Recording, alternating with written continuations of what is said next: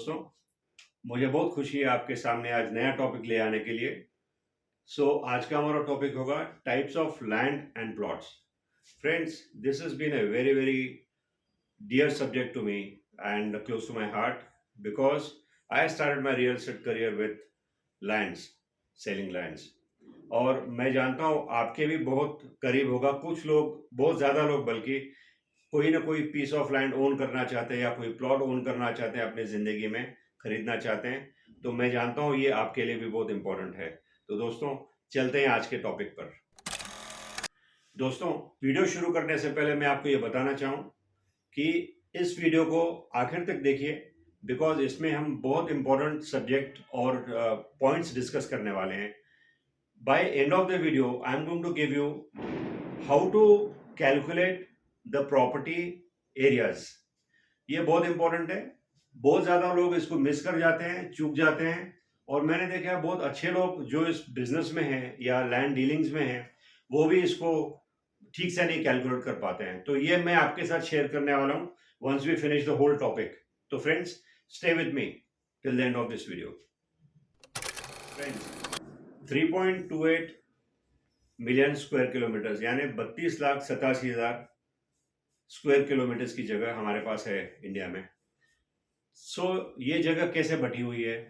About 51% में cultivation होता है यानी खेती बाड़ी होती है। अबाउट 22% में फॉरेस्ट है। अबाउट 4% लैंड पैस्चर्स में यानी चरागाह में है, जहाँ जानवर, भेड़, बकरी ये चरते हैं, अपना खाना खाते हैं। करीब करीब 12.5% बिल्टअप एरियाज में है, जहाँ पर बिल्डिंगें बनती है और मकान बनते हैं।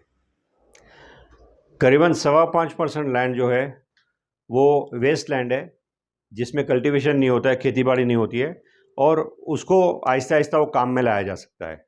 और करीबन 4.25-4.5% लैंड जो है वो अदर यूजेस में आती है। Land also known as black gold या काला सोना।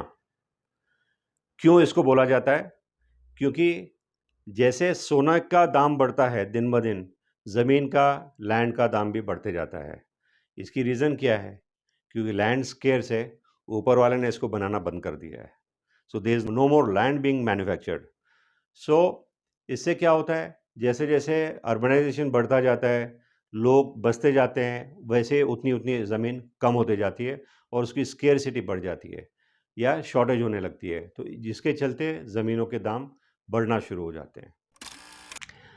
बट फ्रेंड्स, बिवेयर, सावधान रहिए, बिकॉज ज़मीन खरीदना किसी एक्सपर्टीज़ का काम है। किसी को आप एक्सपर्ट को यूज़ करके उसको खरीदें, ज़्यादा बेटर होगा, बिकॉज इसमें पिटफॉल्स बहुत होते हैं। काफ़ी टाइम ऐसे होता है इसके अंदर कि आप कोई गलत ज़मीन में ट्रैप हो जाते हैं, पाँव रखते हैं, तो that is not a good thing to do.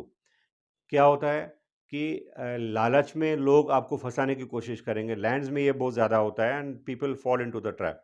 So it is very mandatory कि आप इसका टाइटल वेरीफाई कराइए, और सबसे इम्पोर्टेंट, कब्ज़ा, that is position, should be with you. जब आप कोई ज़मीन या कोई भी प्रॉपर्टी खरीदने जाते हैं तो इट्स वेरी मैंडेटरी दैट कब्ज़ा आपके पास होना चाहिए। ये कहावत भी है, कब्ज़ा सच्चा, बाकी सब झूठा। इसको आप गांठ बांध लीजिए दोस्तों। जो भी प्रॉपर्टी आप खरीदें, कब्ज़ा आपके पास होना बहुत ज़रूरी है। Also people who want to get into this business, जो लोग इसको करना चाहते हैं, लैंड ट्रांजैक्शंस करना चाहते हैं या ब्रोकरेज बिजनेस में जाना चाहते हैं for land, my advice is that you don't have to be patient, you have to be very very patient in this business.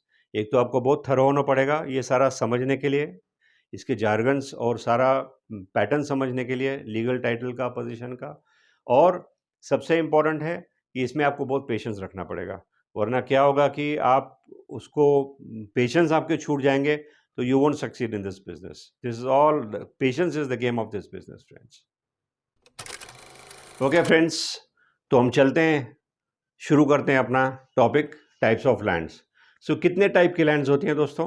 हमने आज इनको 5 टाइप्स में कवर किया हुआ है, सारी लैंड यूज़ को। So the first one is residential land, जिसमें रेजिडेंशियल कॉलोनीज बनती है, हाउसिंग सोसाइटीज़ बनती है, इंडिपेंडेंट घर भी बनते हैं, प्लॉटिंग स्कीम्स भी होती हैं और टाउनशिप्स भी होती हैं। ये सारा रेजिडेंशियल के सेक्टर के अंदर आता है। So residential land covers most of the housing needs of people. Second category is commercial properties.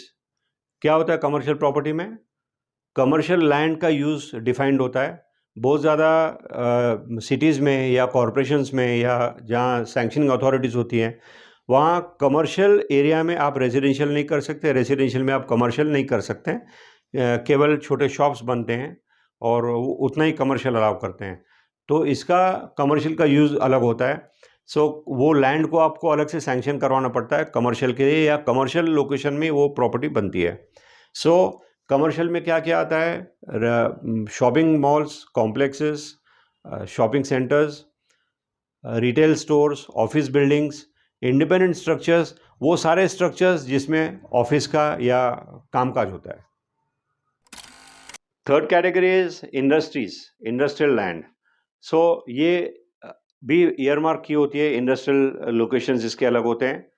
So industrial में क्या क्या आता है? हेवी और लाइट इंडस्ट्रियल स्ट्रक्चर्स, जहाँ पर फैक्ट्रीज लगाई जा सकती है, जैसे बड़े फैक्ट्रीज हैं, जैसे ऑटोमोबाइल इंडस्ट्री है, या इंजीनियरिंग यूनिट्स हैं, टेक्सटाइल यूनिट्स हैं, कोई भी any type of manufacturing unit बड़े वाले वो भी लग सकते हैं। और कई कई जगह पे लाइट इंडस्ट्रियल शेड्स लगते हैं, फैक्ट्रीज लगती हैं लाइट वाली।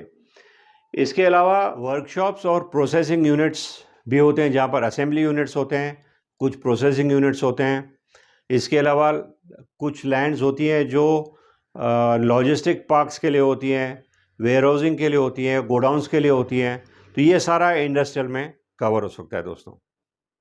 इंडस्ट्रियल सेक्टर में apart from private lands, government के लैंड्स भी होते हैं बहुत ज़्यादा जगह पे। कहीं प्राइवेट इंडस्ट्रियल एस्टेट्स होती हैं, कहीं गवर्नमेंट की डिफाइंड इंडस्ट्रियल एस्टेट्स होती हैं। जैसे अगर महाराष्ट्र होगा तो वहाँ MIDC होती है, Maharashtra industrial development corporation. Gujarat में होगा तो GIDC होगा, राजस्थान में होगा तो RIDC होगा।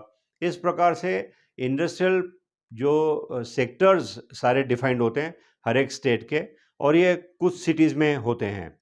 इसमें क्या होता है दोस्तों, ये इंडस्ट्रियल लैंड्स जो गवर्नमेंट की होती हैं, ये गवर्नमेंट लीज बेसिस पे देती है। These are lease hold lands. तो इसमें क्या होता है, आप अपनी इंडस्ट्री वहाँ सेटअप करते हैं, 99 ईयर्स यानी परपेचुअल लीज होती है। उसके बाद में ये लीज दोबारा रिन्यू भी हो सकती है। So these are renewable. Perpetual lease मतलब दीज आर रिन्यूएबल। सो ये लीज बेसिस पे आपको मिलता है, and then that is how you start doing business. Of course अगर आपको कल बेचना है तो you need to have permission from that authority, government authority, to sell the land, जो मिल जाती है। एंड देन द नए इंडस्ट्री वहाँ आ सकती है, उनके नाम पे प्रॉपर्टी ट्रांसफ़र हो सकती है as a lessee. From the beginning of 21st century, करीब करीब 2000 साल के बाद इंडस्ट्रियल लैंड के अलावा IT का सेक्टर भी बहुत ज़ोर पकड़ने लगा इंडिया में, भारत में। So what is IT? IT इससे पहले हमको इनकम टैक्स ही पता था। IT is information technology. So lot of lands were given by the government और डिवाइज्ड एन एरिया जहाँ पर IT पार्क्स आ सकते हैं। तो बहुत बड़ी बड़ी कंपनीज जैसे बेंगलोर, पुणे, हैदराबाद, गुड़गांव, अहमदाबाद, नवी मुंबई, यहाँ पर हब्स बन गए IT के। सो IT में क्या होता है, ये अपना सॉफ्टवेयर डेवलपमेंट करते हैं, कुछ और काम इनका होता है। तो बाहर की कंपनियां यहाँ काम बेचती हैं, जैसे हमारी बड़ी कंपनीज है, इन्फोसिस है, विप्रो है, TCS है, ये सारी कंपनीज यहाँ पर काम करती हैं। अपार्ट फ्रॉम IT, गवर्नमेंट ने ITES का भी ख्याल रखा है। ITES is information technology enabled services.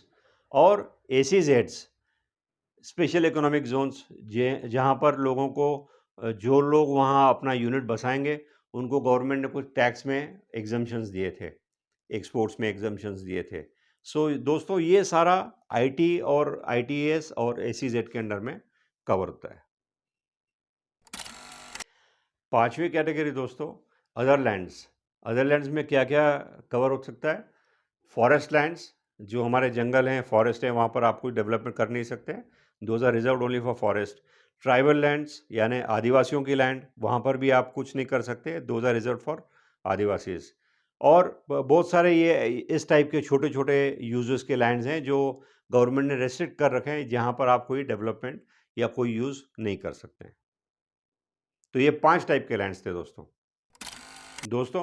जैसे मैंने बताया कि गवर्नमेंट के जो ये रिजर्व्ड लैंड्स है, इनसे आप जितना दूर रहेंगे अच्छा है। दीज आर बहुत लोग इनको बेचने खरीदने की कोशिश करते हैं, which is not a right thing to do.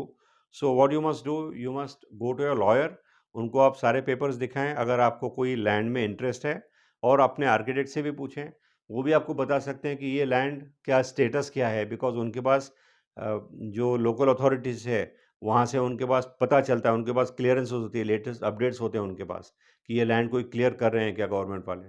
तो accordingly you can take your call. And yes, बहुत ज़्यादा अर्बन और रूरल लोकेशंस में गवर्नमेंट कुछ लैंड्स पब्लिक और सेमी पब्लिक एक्टिविटीज़ के लिए रिजर्व करती है। What you mean by that? Public मतलब बहुत ज़्यादा पब्लिक की यूटिलिटी के लिए, जब कोई कहीं गार्डन बनाते हैं, ये टाइप का जो भी पब्लिक को जिससे सुविधा हो, जो पब्लिक का फ़ायदा होगा, जहाँ-जहाँ जैसे सोसाइटीज़ बनती हैं, बहुत ज़्यादा घर बन जाते हैं, बहुत ज़्यादा बस्ती बन जाती है, वहाँ पर गवर्नमेंट ये लैंड्स अलोकेट करती है, जहाँ पब्लिक यूटिलिटी सर्विसेज़ लाई जा सकती हैं।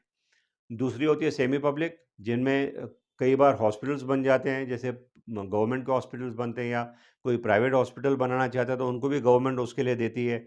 स्कूल्स बनते हैं, ऑडिटोरियम्स बनते हैं। सो ये सारी लैंड्स गवर्नमेंट रिजर्व करके रखती है, जहाँ पर और कुछ नहीं हो सकता, बल्कि यही एक्टिविटी हो सकती है, यही यूज़ हो सकता है वहाँ पर। दोस्तों, जैसा मैंने बताया था कि वीडियो के एंड में बहुत इंपॉर्टेंट डिस्कशन हम करेंगे, और मैं आपको बताऊंगा मेरे तजुर्बे से और इतने एक्सपीरियंस से कि लैंड को किस तरह हम लोग कैलकुलेट करना चाहिए। सो लैंड को कैलकुलेट किया जाता है एकर्स में, या स्क्वायर फुट्स में, या स्क्वायर मीटर्स में, बट इसका बहुत इंपॉर्टेंट कैलकुलेशन आपके पास होना बहुत ज़रूरी है। So how much is an acre? 1 acre comprises of 4,000 square meters. And how much is a square meter? So to know that, we'll have to see this calculation. 1 square meter is equal to 3.28 foot into 3.28 foot. ये मिला करके 1 square metre बनता है। 100 square metre का एक are बनता है, या महाराष्ट्र में जिसको गुंटा बोलते हैं। 1 are is equal to 100 square meters, और 40 आर का 1 एकड़ होता है। 40 hours makes 1 acre. So 100 hours makes 1 hectare, यानी 2.5 एकड़ या 100 hours का 1 हेक्टर बनता है। So how much is 1 square meter now? 10.764 feet is equal to 1 square meter. So keep this in mind, friends. Keep this calculation handy. It's going to be very very helpful to you. जब भी जहाँ अगर आप 400 metre का plot लेने जाते हैं, so that is not 4,000 square feet. It is supposed to be 4,305 square feet. When you're about to buy an acre, so 1 acre is 4,000 square meters, which is 43050 square feet. Do remember friends, यहाँ बहुत लोग गलती कर देते हैं, और फिर उनको मेजरमेंट में फ़र्क आ जाता है, and they get less of land, and then they stand to lose. पैसा ज़्यादा लैंड का दिया जाता है, लेकिन मेजरमेंट कम आती है। Alright friends, so please keep this in mind. दोस्तों, एंड में एक advice, I would like to conclude this with an advice. कहीं भी ट्रैप में मत फंसना, लालच में मत आना, बिकॉज ये land business is such that people will lure you, you will get into the trap and you will lose the money. It's very important for you to understand the complete frame and then get into it. People say that I have bought this land, whereas it's the other way around. Land is there, owners go and come. लोग बोलते हैं कि हम ये ज़मीन खरीदते हैं, दोस्तों, पर ज़मीन वही होती है, ओनर्स चेंज होते रहते हैं। उनका नाम एक का आता है, फिर चले जाता है, तो उनको सर्कल लग जाता है, दूसरे ओनर का नाम आता है, तो ज़मीन वहीं खड़ी होती है, मगर ओनर बदलते जाते हैं दोस्तों। So please be safe, and while buying this take experts advice and then only get into it. दोस्तों, नीचे कमेंट बॉक्स में हमको ज़रूर बताइए कि आज का वीडियो आपको कैसा लगा, आपका अनुभव कैसा है ज़मीन खरीदने में। अगर आपने खरीदी है, या प्लॉट खरीदने में आपको कोई दिक्कत आई होगी, तो उसके बारे में ज़रूर मेंशन कीजिए, ताकि कुछ भी है तो हम, हो सकता है हम आपको कुछ हेल्प करें, और आपको आपके मैसेज को हम रिप्लाई करने की कोशिश भी करेंगे। और हमको भी थोड़ा पता चल जाएगा कि किस तरह से इसको आप हैंडल कर रहे हैं। Thank you for watching this. Please subscribe and share, don't forget.